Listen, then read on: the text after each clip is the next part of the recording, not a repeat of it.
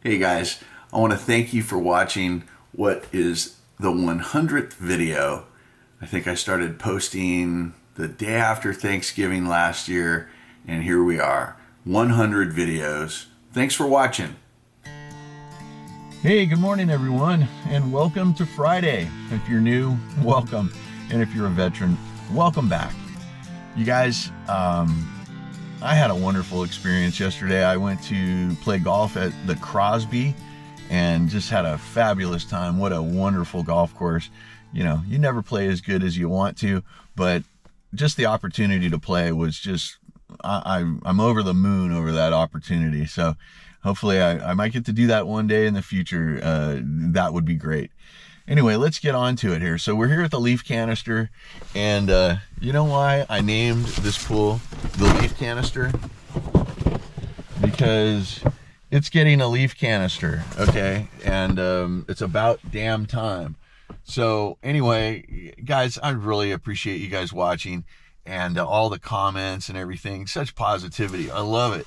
Let's get back there and clean this pool.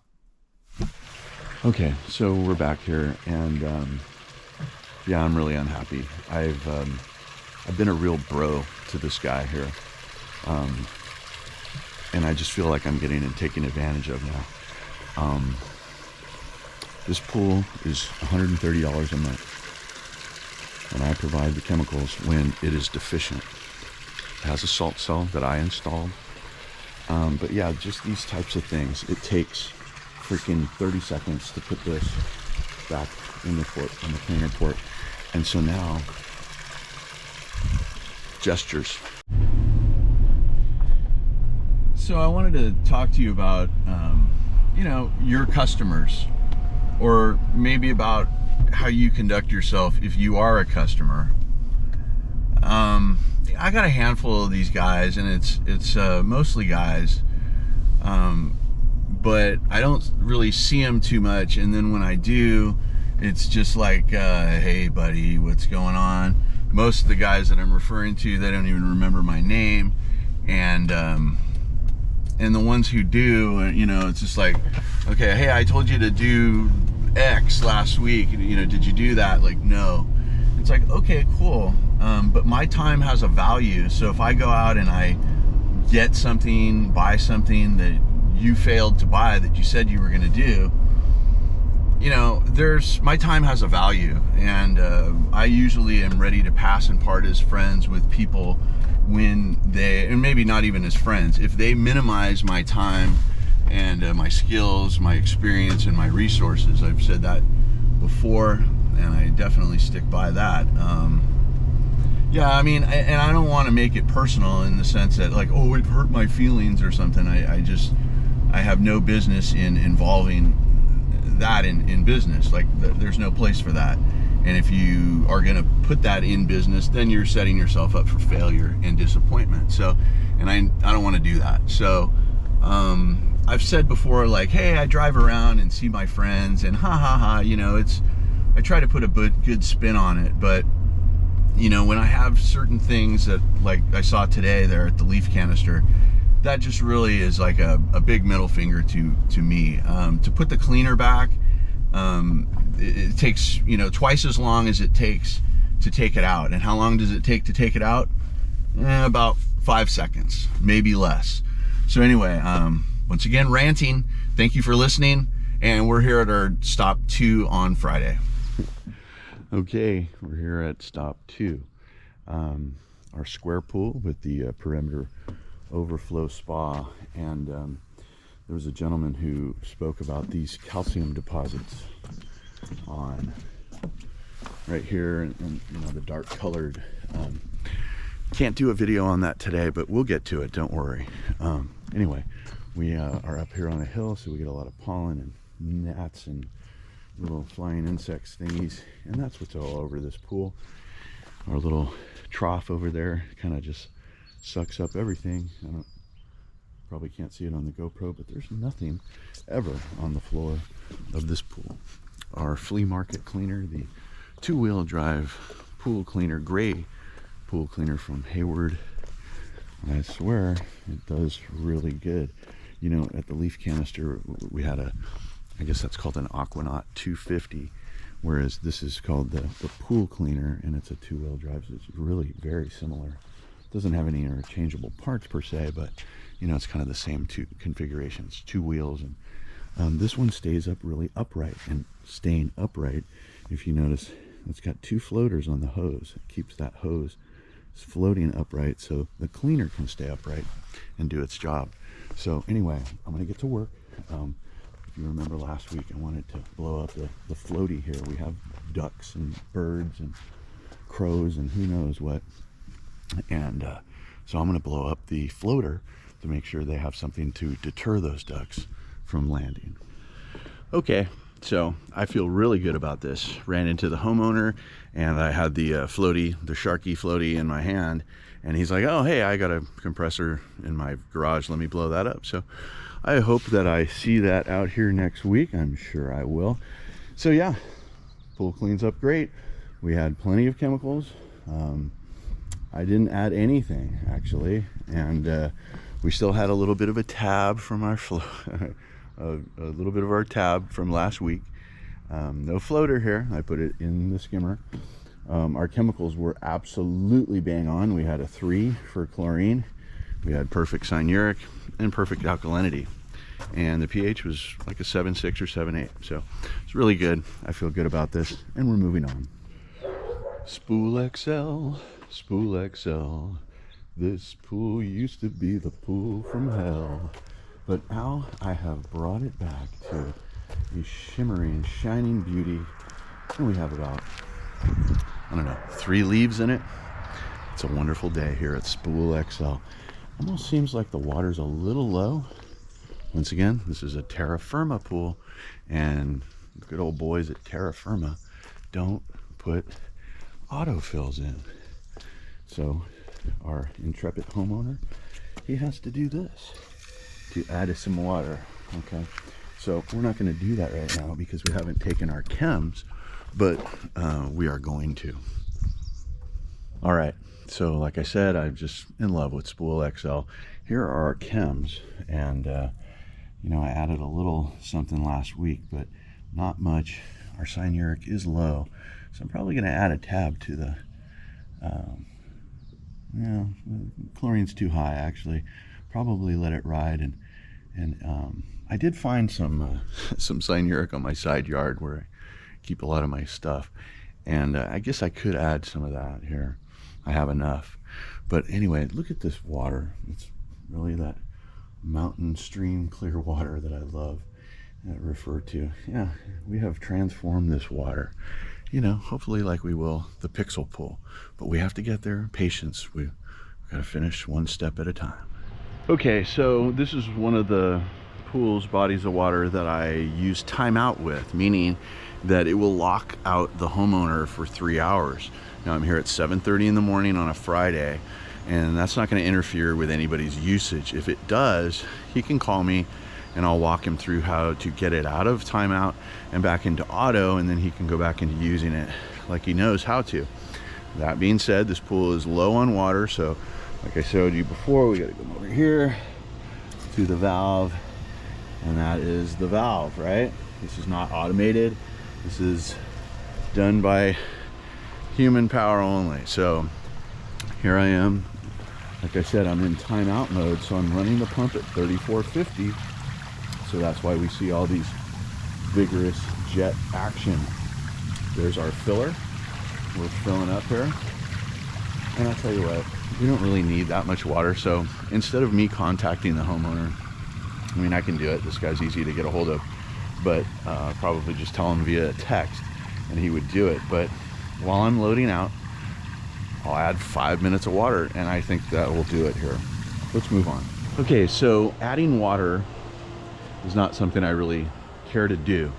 There are implications if I forget, which I did one time in my life.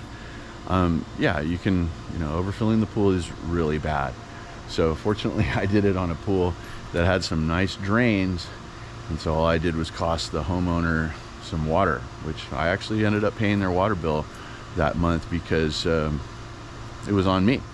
So that being said, This is something that pool guys should know how to do, but leave your keys right here next to this water. If you're gonna fill water, this is what you got to do. Before you leave, you got to make sure, you know, you get those keys, or else you're not going anywhere, right? So I hope that's a good pool trick if you guys use it. Just make sure you don't overfill a pool ever. Okay, you know, I said once before, this once was my demoralizer, and I tell you what, I just spoke to my homeowner, and I really sense a new desire on his and her behalf to align with me. You know, like, I want the best for this pool. I want the best for all of my pools. And so when someone expresses, hey, what can I do to help? You just said, hey, can I buy a Telsa 90 from you? And I said, no, I'm sorry, they're out.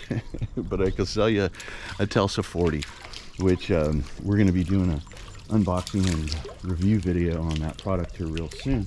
But yeah, what a nice gesture. Once again, swimming pool industry is all about gestures. And I'll tell you what, there could be no nicer gesture than a homeowner wanting to keep his pool as clean as I do. I feel good about this. Let's move on. All right, we're here at the original spool, and once again, 2 weeks in a row now. I don't even know if it's after 9. So what I believe is happening is that when they use it, super high pH, they've been using it, that when they use it, they turn it off, and then it does not come back on again.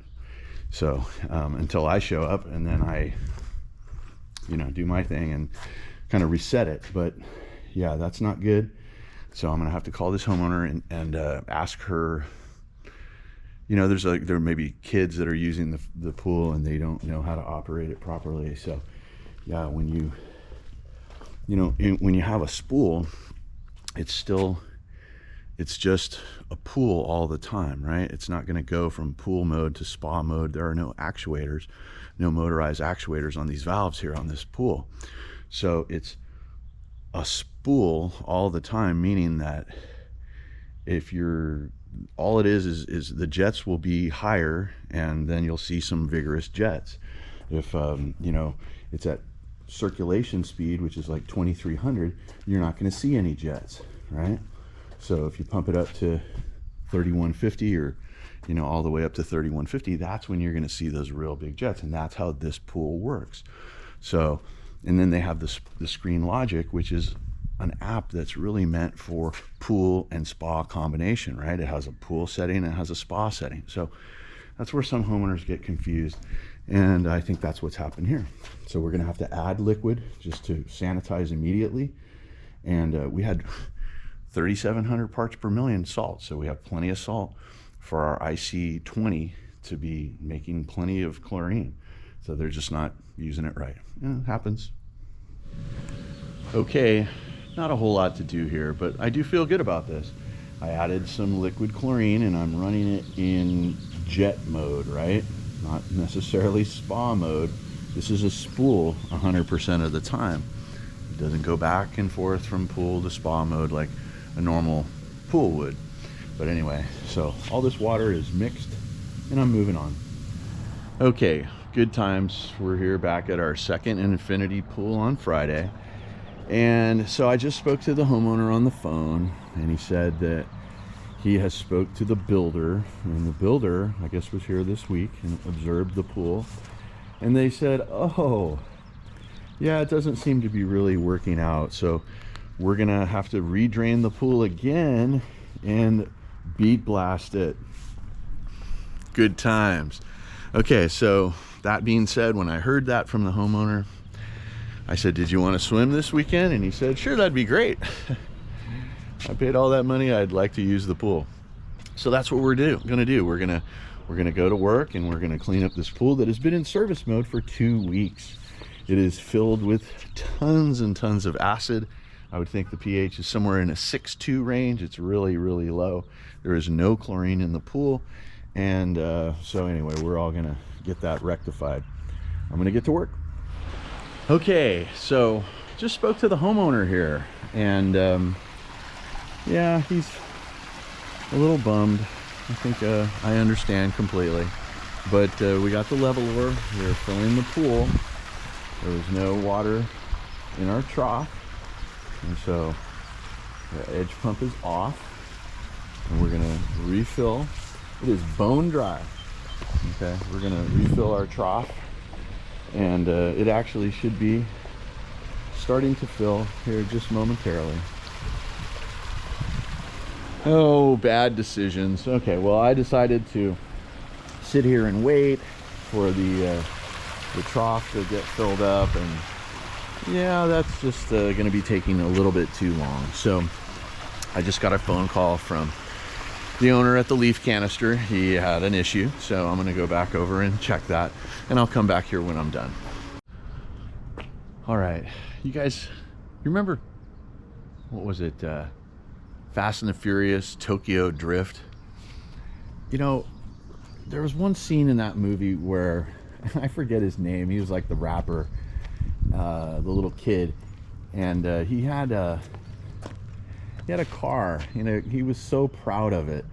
And you know, one time he was showing it to the main character, and there was this long, drawn-out scene of you know, he's just the anticipation of his car being revealed. That's how I feel when I open up this pool. I mean, it is so gorgeous. Look at the water. It has that mountain stream thing going on. But I am noticing something here in the construction of the pool. On this side of the spa, we have, well, I don't know what this is necessarily. I think this might be a return line. And that one is popping out on you, kind of like a Shih Tzu's eyeball there. I don't even know what's going on, but yeah, otherwise the pool looks amazing, and we shouldn't be here for real long. But anyway, I'm going to investigate. Okay, so this is what I found. These are some return, I don't know what you call them, the sconce or something like that, but this goes on the end of the return line in the pool, and that one had popped out, and also there was another one over there, and I just brushed them and they both fell out.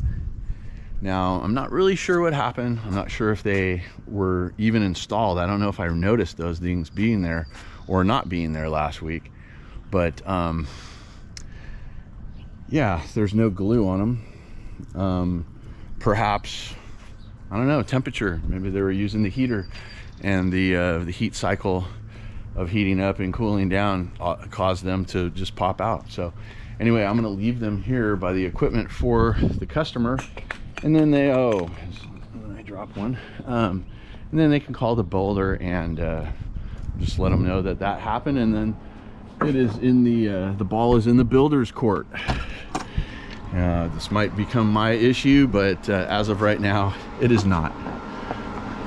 So just leave them right there, and you know, this pool cleans up super nice. Let's take some chems here and figure out what's going on with our chemicals and our salt.